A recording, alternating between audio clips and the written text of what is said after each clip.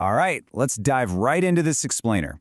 Today, we're uncovering the hidden, almost invisible architecture of modern operating systems, and we're going to do it by investigating a single, seemingly insignificant digital clue. To start our cybersecurity detective story today, we really have to ask a pretty wild question.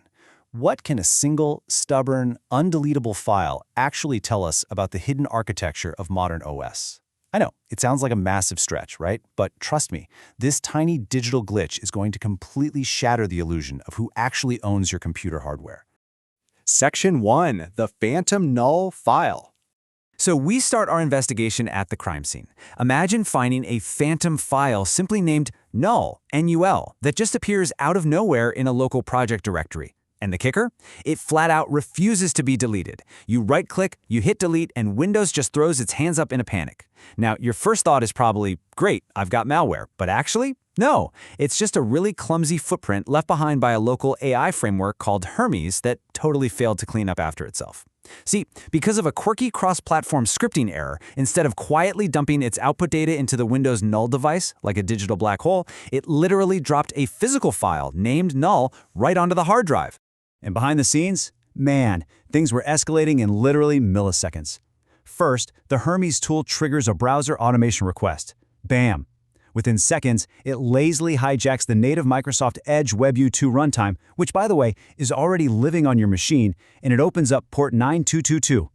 Then, when the script clumsily tries to hide its tracks with that greater than null command, boom, the translation error drops our phantom file.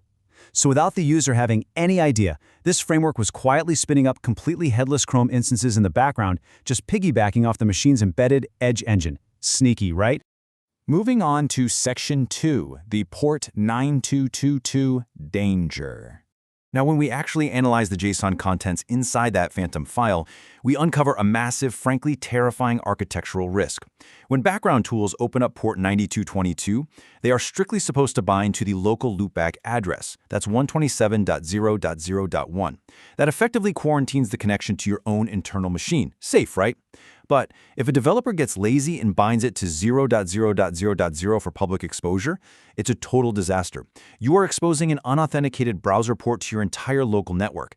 I cannot stress this enough. Enforcing local loopback is literally the only thing standing between you and a complete remote browser takeover when you're messing with tools on port 9222. Why is it so dangerous? Well, by design, Chrome's remote debugging protocol has absolutely zero authentication. Let me repeat that, zero authentication. There's no token, no password, no TLS encryption, nothing. Whoever can reach the port owns the browser. This is exactly why you can't just blindly trust automated local frameworks. Think about it. If someone forked this open source tool and ran it on a network without those loopback constraints in place, literally anyone on that network could just quietly hijack your session. Just look at the attack surface if a bad actor leverages an open port 9222. They connect to the exposed WebSocket URL and instantly, like snap of a finger, take full control of the headless browser. From there, they can read every active web page, execute arbitrary JavaScript, and scrape all your sensitive session data and cookies. And here's the really scary part. Because all of this is running through a natively trusted component like WebView 2, they completely bypass traditional Windows Defender blocks. If a sophisticated threat exploits this, they can easily camouflage their malicious traffic right inside the massive amount of network noise that your legitimate, chatty background tools are already making. Which brings us to Section 3, the trusted installer illusion. This whole situation leads us to a pretty profound realization about why background runtimes like WebView 2 constantly regenerate and phone home, even when you explicitly try to turn them off. It boils down to a hard truth. On modern Windows, the administrator is just a middle management role. You are not the owner. Windows strips your permissions way down, effectively acting like an embedded backdoor designed specifically to force corporate updates. So who actually owns your PC? Well, the true master keys are held by hidden system accounts like NT Authority System and Trusted Installer. In fact, Trusted Installer literally owns the critical registry keys and system files, not you. Microsoft uses something called Windows Resource Protection to actively shield its telemetry trackers from you.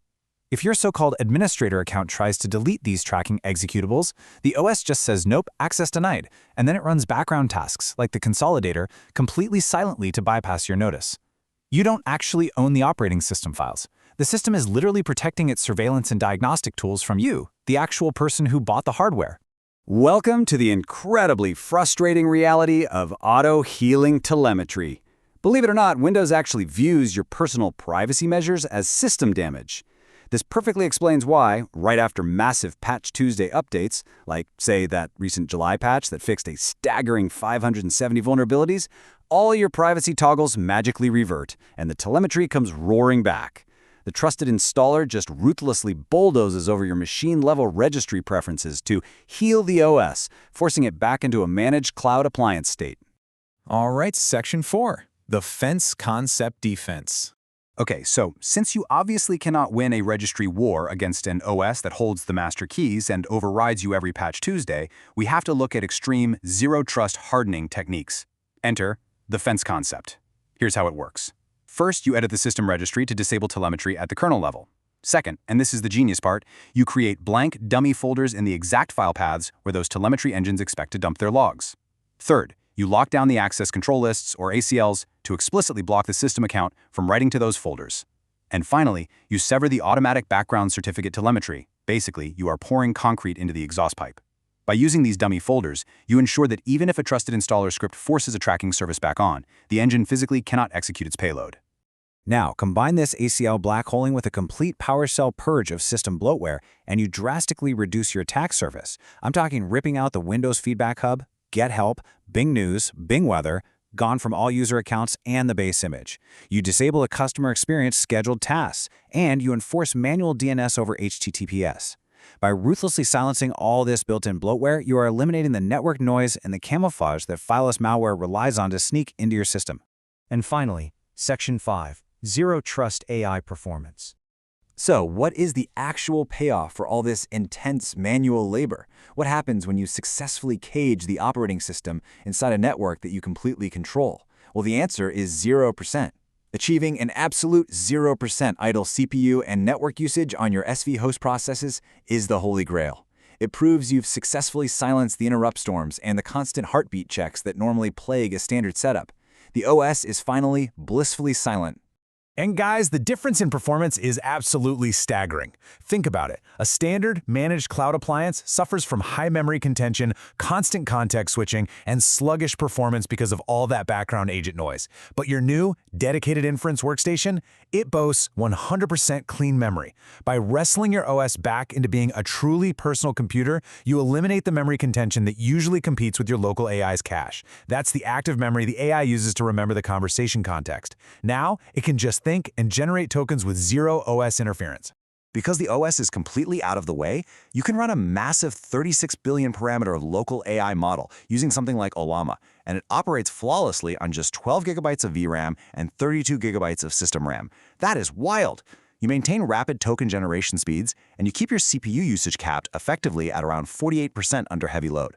Plus, you're totally isolated from unwanted Microsoft updates. You're getting pure, unadulterated, workstation-level AI performance simply because your hardware isn't busy fighting its own operating system. Which leaves us with a really fascinating dilemma for anyone building local systems. Does this zero-trust hardening process give you enough confidence to fully automate your private backend? Or do you prefer the absolute, unshakable security of manual visibility? It's a profound question about the future of taking back our machines, and I highly encourage you to explore just how deeply you can optimize your own local environment. Thanks so much for joining me on this explainer.